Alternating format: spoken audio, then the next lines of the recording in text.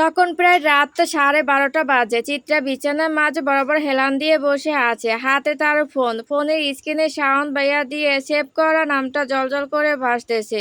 চিত্রা প্রায় ঘন্টাখানেক ধরে শাওনকে ফোন দেওয়ার জন্য হাঁসফাঁস করতেছে। বারবার ফোন দিবে দিবে করেও আটকে যাচ্ছে। মনের মধ্যে কাজ করতেছে হাজারো জড়তা। একবার ভাবতেছে ফোন দিয়ে জিজ্ঞেস করবে হাতের এখন কি অবস্থা, তো আরেকবার ভাবতেছে মানুষটা কি এত রাত পর্যন্ত জেগে আছে? এত রাতে ফোন দিয়ে বিরক্ত করা কি ঠিক হবে? আবার ফোন দিলে না জানি কি না কি ভাবে। নিজের মনে নানান কিছু ভাবতে থাকে চিত্রা। আরও বেশ কিছুটা সময় চিত্রা তার ভাবনা জগতে মগ্ন থাকে। এক পর্যায়ে চিত্রা সকল ভাবনাকে একপাশে রেখে মন স্থির করে একবার ফোন দিয়েই দেখবে। কিভাবে ভাবুক আর কি হয় হোক, কারণ মানুষটাকে একবার ফোন দিয়ে তার খবর নেওয়াটা চিত্রার একান্ত কর্তব্যের মধ্যে পড়ে। যতই যাই হোক, মানুষটা তখন তার জন্য ওইভাবে মারামারি করে নিজের হাতের অমন বেহাল দশা করেছে। তাই চিত্রার উচিত মানুষটাকে একবার অন্তত ফোন দিয়ে ভালো মন্দ জিজ্ঞেস করা। চিত্রা লম্বা একটা শ্বাস নেয় আর মনে এক বুক সাহস জুগিয়ে স্ক্রিনে ভাসা শাওনের নাম্বারে ডায়াল করে। দুবার রিং সম্পন্ন হতে ওপাশ থেকে ফোন রিসিভ করে শাওন। আস্তে কিন্তু খানিকটা অভিযোগের সাথে বলে উঠে, প্রিয় বেগম, এতক্ষণে তাহলে আপনার ফোন দেওয়ার সময় হলো? ফোন ধরার পর প্রথমেই এমন কথা শুনে চিত্রা কিছুটা অপ্রস্তুত হয়ে পড়ল। এক মুহূর্তের জন্য তার মাথায় এসে একটা কথাই বাড়ি খায়। মানুষটা কি তাহলে এতক্ষণ না ঘুমিয়ে তার ফোনের অপেক্ষার্থে ছিল? কিন্তু কেন? চিত্রা সেদিকে আর তেমন গুরুত্ব দেয় না। সে ফোনের দিকে তাকিয়ে মৃদু স্বরে জানতে চায়, কেমন আছেন ভাইয়া? ফোনের অপর পাশে থাকা শাওন আদর্শ অবস্থায় থেকে উঠে খাটে হেলান দিয়ে একটু আয়েশ করে বসে কণ্ঠে খানিকটা অভিমান ঢেলে বলে, আর ভালো থাকা। এদিকে দিন পেরিয়ে রাতও চলে যাচ্ছে, তবুও মানুষরা একটু খোঁজ খবর নিচ্ছে না। শাওনের কথা আর কথা বলার ভঙ্গিতে চিত্রা বেশ অবাক হয়, সাথে চিন্তায় পড়ে যায়। সে ভাবতে লাগে, মানুষটা কি রাগ করলো নাকি? এভাবে আপনি সম্বোধন করে কথা বলতেছে কেন তার সাথে? কিছুই তো তার বোধগম্য হচ্ছে না। চিত্রা চুপ থাকা দেখে অপর পাশ থেকে শাওন আবারও বলে উঠে, এতক্ষণ ধরে ফোন দিলেন, তাও আবার চুপ করে থাকার জন্য? শাওনের কথা চিত্রা একটু নড়ে বসে। জানতে চায়, আপনার হাতের এখন কি অবস্থা ভাইয়া? ওষুধ কি নিয়েছিলেন? হাতে কি এখন ব্যথা আছে? শাওন ভরাট গলায় বলে উঠে, এটা জানার জন্য ফোন দিয়েছেন? চিত্তা নরম স্বরে উত্তর দেয়, হুম। শাওন কিছুক্ষণ থেমে বলে উঠে, ভার্সিটি থেকে আসার পথে ডক্টরকে দেখিয়ে ওষুধ আর মলম নিয়েছিলাম। এখন ব্যথা তেমন নেই বললেই চলে। চিত্রা নীরবে একটা স্বস্তির নিঃশ্বাস ছাড়ে। কিছুক্ষণ নীরবতা পালন করার পর বলে উঠে, আচ্ছা ভাইয়া, এখন তাহলে রেস্ট নিন, রাখলাম আমি।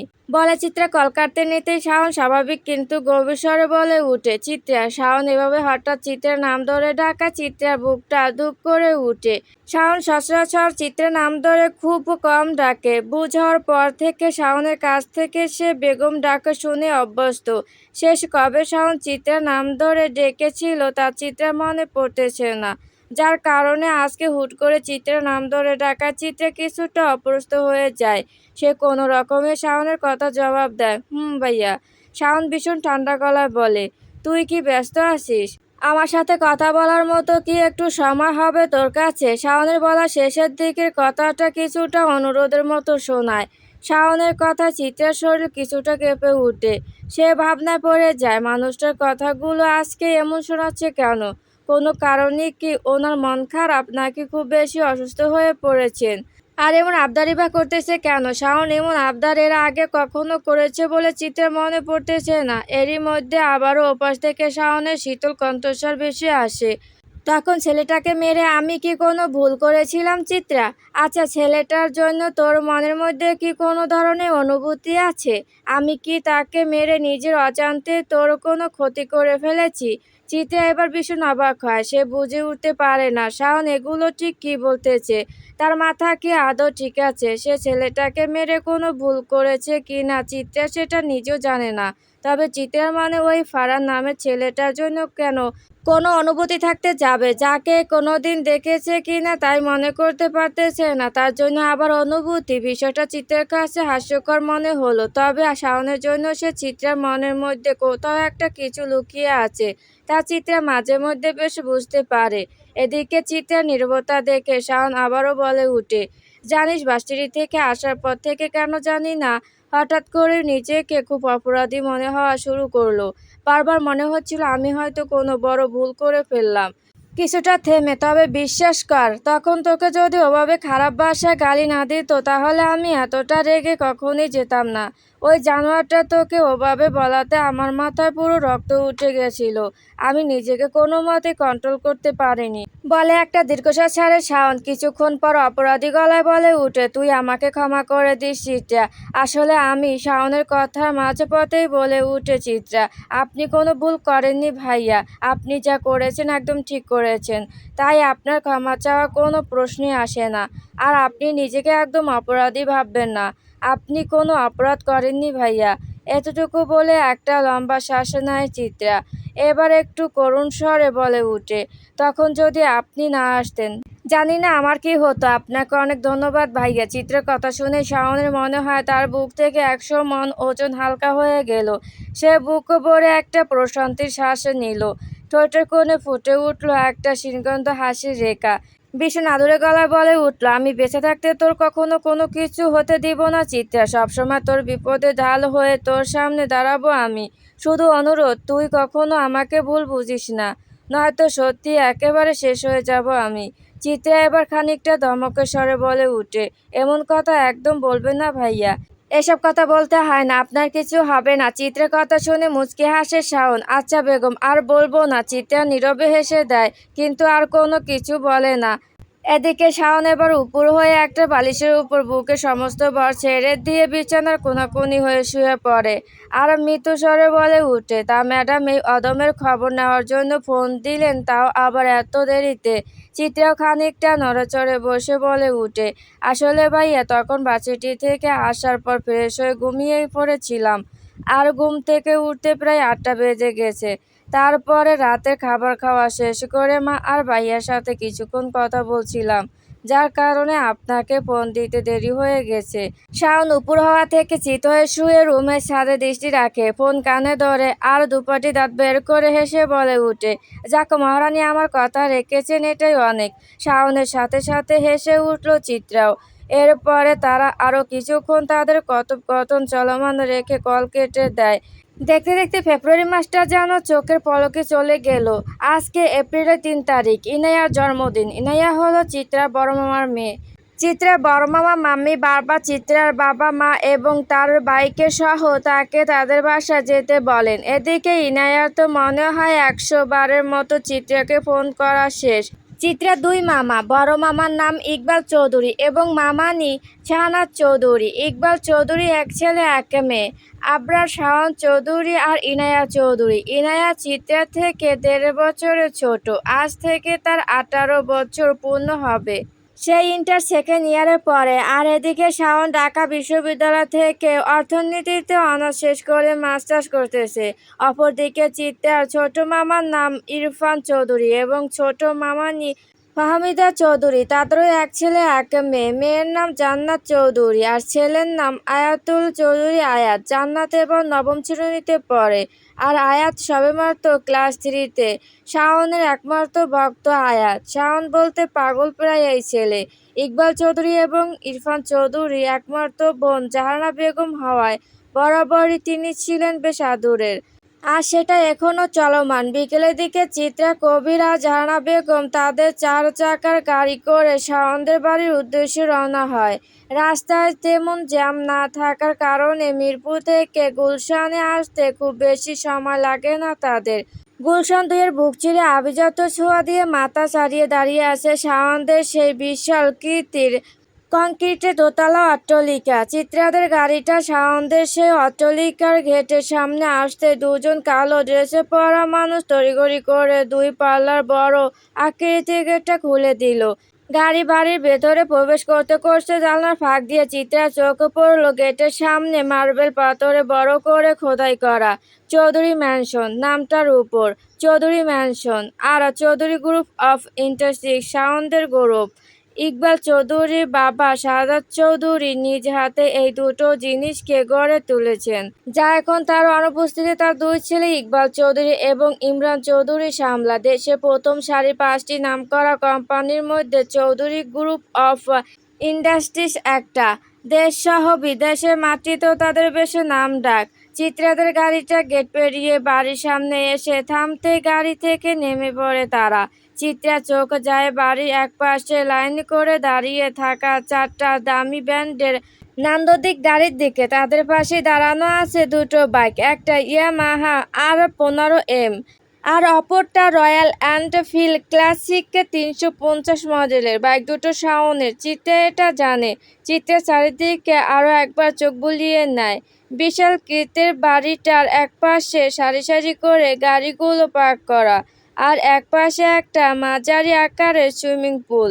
সুইমিং পুলের এক সাইডে একটা গোল টেবিল আর বেতের চেয়ারগুলো সুন্দর করে সাজানো। বাড়ির দেয়ালে ঘেঁষে সুন্দর করে ফুটে আছে বিভিন্ন ধরনের ফুল। চিত্রা মামার বাড়ি বরাবরই তার ভীষণ পছন্দের, তবে এই বাড়িটাকে আসলে একটা রাজপ্রাসাদ বললে কোনো অংশে ভুল হবে না। চিত্রা জাহানা বেগম আর কবিরকে উদ্দেশ্য করে তাদের পেছন পেছনে গুনে গুনে 5টা সিঁড়ি অতিক্রম করে বাড়ির ভেতরে প্রবেশ করে। বাড়ির বাইরে থেকে ভেতরটা যেন আরো বহুগুণে চোখ ধাঁধানো সৌন্দর্যে মণ্ডিত। ধবধবে সাদা বাড়ির ভেতর জুড়ে আধুনিকতা আর আভিজাত্যের ছোঁয়ায় ভরপুর। দেয়ালের প্রতিটা কোণা থেকে শুরু করে যেদিকে চোখ যায়, শুধু আভিজাত্য আর রুচিবোধের পরিচয় পাওয়া যায়। পুরো বাড়িটা কি সুন্দর পরিপাটি আর সাজানো গোছানো। চিত্রারা ভেতরে প্রবেশ করা মাত্র ইনায়া জাহানা বেগমকে সামাল দিয়ে দৌড়ে আসে, তাকে জড়িয়ে ধরে বলে উঠে, এতক্ষণে তাহলে তোমাদের আসার সময় হলো আপু? জানো কখন থেকে তোমাদের আসার অপেক্ষার্থে ছিলাম। ইনায়ের কথা বলার ভঙ্গি দেখে হেসে ফেলে চিত্রা। তার পিঠে হাত রেখে মুচকি হেসে বলে, এই তো এবার চলে এসেছি আমরা, আর অপেক্ষা করতে হবে না। এবার উপর থেকে সিঁড়ি বেয়ে একযোগে দৌড়ে নেমে আসে জান্নাত আর আয়াত। জান্নাত গিয়ে জড়িয়ে ধরে চিত্রাকে, আর আয়াত তো একেবারে এক লাফে গিয়ে কবিরের কোলে উঠে বসে। ভীষণ খুশিতে বলে উঠে, ইয়ে, ভাইয়েরা চলে আসছে। তার কাণ্ডে উপস্থিত সবাই হেসে দেয়। কবির আয়াতকে কোলে নিলে আয়াত 2 হাতে তার গলা জড়িয়ে ধরে। কবির তার মামানির উদ্দেশ্যে সালাম দিয়ে ভালো মন্দ জিজ্ঞেস করে। এরপরে সোফায় বসতে বসতে আয়াতের উদ্দেশ্যে বলে উঠে, আয়াত, তুই তো কয়দিনে বড় হয়ে গেছিস ম্যান। এত তাড়াতাড়ি এত বড় হলি কি করে বলতো? কি খাচ্ছিস তুই? আমাকেও একটু বল, আমিও তোর মতো বড় হতে চাই। কবিরের মজার ছলে বলা কথা শুনে তার মুখের দিকে তাকায় আয়াত, খিলখিলিয়ে হেসে উঠে, আর কবিরের দুগালে হাত রেখে আদো আদো স্বরে বলে উঠে, আমি প্রতিদিন হরলিক্স খাই, কমপ্লেন খাই, দুধ খাই আর ডিম খাই, তাই তাড়াতাড়ি বড় হয়ে যাচ্ছি। একটু থেমে ভাবুক দৃষ্টিতে কবিরের দিকে তাকিয়ে আবারও বলে, তুমি তো এমনিতেই অনেক বড় ভাইয়া, তোমার আর বড় হতে লাগবে না তো। কবির হেসে দেয়, একটু অবাক হওয়ার ভান করে বলে উঠে, ও হে, ঠিকই তো, আমি তো এমনিতেও বড় হয়ে গেছি। আমার তো মনেই ছিল না। কবিরের কথায় আবারও খিলখিলিয়ে হেসে উঠে আয়াত। অপরদিকে জাহানা বেগম শাহানা চৌধুরী আর ফাহমিদা চৌধুরীর সাথে ভালো মন্দ কথা বলতে শুরু করে দেয়। কথার মাঝে আমজাদ আহমেদ আসেনি কেন জানতে চাইলে জাহানা বেগম জানান, অফিসের কাজে নাকি খুব ব্যস্ত, তাই আসতে পারবেন না। ইকবাল চৌধুরী আর ইরফান চৌধুরী এখনও অফিসে আছেন। চিত্রা চারিপাশে একবার চোখ বুলিয়ে নেয়, দেখে তার মা আর মামানিরা ইতিমধ্যে সোফার মধ্যে বসে গল্পের আসর জমিয়ে ফেলেছেন। আর এদিকে আয়াত আর কবির হাসি আর খুনসুটিতে মগ্ন। এদিকে চিত্রা চোখ মনে মনে একজনকে খুঁজতে থাকে, কিন্তু পায় না, যার কারণে কিছুটা হতাশ হলেও সেটা প্রকাশ করে না। এদিকে ইনায়া তার জন্মদিনের জামা চিত্রাকে দেখানোর জন্য এক প্রকার টানতে টানতে সিঁড়ি বেয়ে তার রুমের দিকে নিয়ে যেতে শুরু করে। ইনায়ার রুমের পাশে ছাদে যাওয়ার সিঁড়ি। চিত্রা সিঁড়ি বেয়ে ইনায়ার রুমের দিকে অগ্রসর হতে তার চোখ আটকে যায় ছাদের সিঁড়ির দিকে। একটা অ্যাশ কালার 3 কোয়ার্টার পেন আর সাদা রঙের হাতাছাড়া চিলবলের টি-শার্ট পরে নিচে নামছে শাওন। শাওনের জিম করা ফুলা ফুলা এবং সারা লোমযুক্ত লম্বা পা দুটো হাঁটু পর্যন্ত একেবারে উন্মুক্ত। কপাল আর নাক জুড়ে বিন্দু বিন্দু ঘামের আশরণ্য। শরীরে পরে থাকা সাদা রঙের টি-শার্টটা বুক বরাবর ঘামে ভিজে শরীরের সাথে লেপ্টে আছে। ছাদে জিম ঘর হওয়ায় চিত্রের মনে পড়ে। মনে হয় জিম করা শেষ করে নিচে নামছেন। শাওনের চুল আর দাড়িগুলো সেই বরাবরের মতোই সাজানো গোছানো। সবকিছু মিলিয়ে শাওনকে অসম্ভব সুন্দর দেখাচ্ছে। একেবারে পুরো হট একটা লুক। শাওনকে এভাবে দেখে চিত্রার শরীর কেঁপে উঠে, বুক ধুকপুক করতে শুরু করে। সে একদৃষ্টিতে শাওনের দিকে তাকিয়ে থাকে। এভাবে শাওনকে অনেকদিন পর দেখলো আজ। শাওনও ছাদ থেকে নিচে নামার সময় হঠাৎ চিত্রাকে দেখে কিছুটা থমকে যায়। মুহূর্তে তার ঠোঁটের কোণে হাসি ফুটে উঠে। মনের মধ্যে হাজারো ভালো লাগার ডানা ঝাপটানো শুরু করে। সে চিত্রার দিকে তাকিয়ে নীরবে ধীরে পায়ে সিঁড়ি ভেঙিয়ে নিচে নামতে থাকে। হঠাৎ ইনায়ার হ্যাঁচকা টানে চিত্রার হুঁশ ফিরে। সে চোখ নামিয়ে নেয়। ইনায়ার সাথে তার রুমে প্রবেশ করে আর তাদের পেছন পেছন জান্নাতও আসে। এরপরে ইনায়া আর জন্মদিনের জন্য কেনা প্রত্যেকটা জিনিস চিত্রাকে দেখানো শুরু করে। রাত তখন 10:30। সকালের উপস্থিতিতে বেশ হই হুল্লোড় করে ইনায়ার জন্মদিনে কেক কাটা হয়। জন্মদিন উপলক্ষে বেশ সুন্দর করে সাজানো হয়েছে বাড়িটা। যদিও জন্মদিনে তেমন কাউকে বলা হয়নি, কিন্তু তবুও আয়োজনের কোনো কমতি রাখেনি ইকবাল খান। একমাত্র মেয়ের 18তম জন্মদিন বলে কথা। এখানে আমন্ত্রিত মানুষ বলতে শুধু চিত্রাদের পরিবার আর ইনায়ার মামি ও তার 2 মেয়ে। মিতি আর মাহি এসেছেন। মিতি শাওনের সমবয়সী আর মাহি ইনায়ার থেকে 2 বছরের বড়।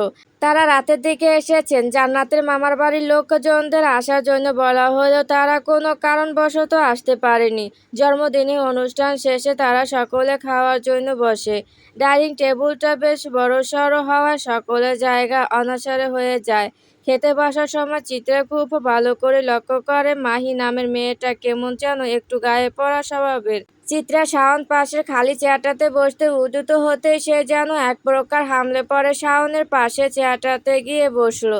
তবে এতে শাওন চরম বিরক্ত হলো, সাথে রেগেও গেল কিছুটা। কিন্তু সে কিছু প্রকাশ করলো না। রেগে যাওয়ায় তার কপাল বরাবর একটা মিহিরক কিছুটা ফুলে উঠল। চিত্রা কেক কাটার সময় লক্ষ্য করেছিল মাহি নামের মেয়েটা সবসময় শাওনের কাছে চিপকে চিপকে থাকতে ছিল। শাওনকে কেক খাওয়াতে গিয়েও কেমন যেন শাওনের উপর হামলে পড়তেছিল। আর কতই না ঢং। বিষয়টা কেন জানি না চিত্রার মোটো পছন্দ হয় না। তার মন খারাপ হয়। বুকের কোথাও সে একটা অজানা ব্যথা অনুভব করে, কিন্তু সেটাকে সে সেভাবে পাত্তা দেয় না। চিত্রা ছোটবেলা থেকে মামার বাসায় আসলে শাওনের পাশে চেয়ারটাতে বসে খাবার খায়। এক কথায় সে মামার বাড়ি আসলে শাওনের পাশে চেয়ারটা তার জন্য বরাদ্দ থাকতো। আজকে হঠাৎ তার ব্যতিক্রম হওয়ায় না চাইতেও তার মন কিছুটা খারাপ হয়ে যায়, কিন্তু কিছু প্রকাশ করে না সে। নীরবে গিয়ে জান্নাত আর আয়াতের মাঝখানে চেয়ারটাতে বসে। সাদা পোশাক পরিহিত 2টো মানুষ তাদের উদ্দেশ্যে খাবার পরিবেশন করা শুরু করে। বেশ গল্প গুজব হাসি মজার মধ্যেও তারা সকলে খাওয়া শেষ করে। তবে সবাই কথা বললেও শাওন একটা কথাও তার মুখ দিয়ে বের করে না। সে খেতে বসার কিছুক্ষণ পরে অল্প খেয়ে উঠে নিজের রুমে চলে যায়। খাওয়া শেষে বড়রা সকলে আবারও কিছুক্ষণ গল্পের আসর জমায়। আর ছোটরা যে যার মতো, কেউ ফোন নিয়ে ব্যস্ত, তো আবার কেউ মজার মজার গল্প আর হাসিতে। রাত প্রায় অনেক হয়, সকলে এবার যে যার মতো ঘুমাতে চলে যায়। ইনায়ার বিছানার একপাশে শুয়ে আছে চিত্রা আর একপাশে ইনায়া। ইনায়া ইতিমধ্যে ঘুমিয়ে পড়েছে। তখন ওভাবে নাচানাচি করায় মেয়েটা বেশ ক্লান্ত হয়ে গেছে, যার কারণে বিছানায় শোয়া মাত্র রাজ্যের ঘুম এসে ভর করে তার চোখে। আর এদিকে চিত্রা বিছানায় এক কোণায় শুয়ে নানান ভাবনায় মত্ত। আজকে সে আসার পর থেকে একবারও তার সাথে কথা বলেনি শাওন। এতে চিত্রার মন খারাপ না হলেও চিত্রার মন খারাপ হয় মাহির কথা মাথায় আসলে। মেয়েটা অমন কেন? চিত্রা যখন হাজারটা ভাবনায় মত্ত, ঠিক তখনই তার ফোন মেসেজের শব্দ ভেসে উঠে। চিত্রা বালিশের পাশ থেকে ফোন হাতে নিয়ে দেখে শাওনের হোয়াটসঅ্যাপ নম্বর থেকে আসা মেসেজ। যাতে গুটি গুটি অক্ষরে লেখা, প্রিয় বেগম, জানি আপনি এখনো ঘুমাননি, তাই এই অদম আপনাকে জলদি ছাদে আসার অনুরোধ জানাচ্ছে। মেসেজটার দিকে চিত্রা কিছুক্ষণ বোকার মতো একদৃষ্টিতে তাকিয়ে থাকে আর ভাবতে থাকে এত রাতে ছাদে যেতে বলার কারণ কি। বেশ কিছুক্ষণ যাবে কি যাবে না এই নিয়ে সিদ্ধান্তহীনতায় ভোগে চিত্রা। এরই মধ্যে মোবাইলে আরেকটি মেসেজ আসে, আপনার অপেক্ষার্থে আছি প্রিয় বেগম, আশা করি নিরাশ করবেন না। কিছুটা সময় পর চিত্রা এবার বিছানা থেকে উঠে দাঁড়ায়, ওড়নাটা ঠিকভাবে গায়ে জড়িয়ে নিয়ে ছাদের উদ্দেশ্যে রওনা হয়। ছাদের দরজার সামনে আসতে তার পা জোড়া থেমে যায়। পুরো ছাদ জুড়ে অন্ধকার, ছাদের এক কোণায় শুধু একটা হলুদ রঙের টিউবলাইটের আলো ছাড়া আর কোথাও কোনো আলো নেই। তবে সেই লাইটের আলো শুধু সেই জায়গাতেই সীমাবদ্ধ। চিত্রা বারবার পা নিয়ে কিছুটা সামনে আগাতে অন্ধকারময় ছাদের বুক চিরে উদীয়মান হয় শাওন। চিত্রাকে দেখা মাত্র কোনো বাক্য বিনিময় ছাড়াই নিজের প্রশান্ত বুকে খুব শক্ত করে জড়িয়ে ধরে তাকে।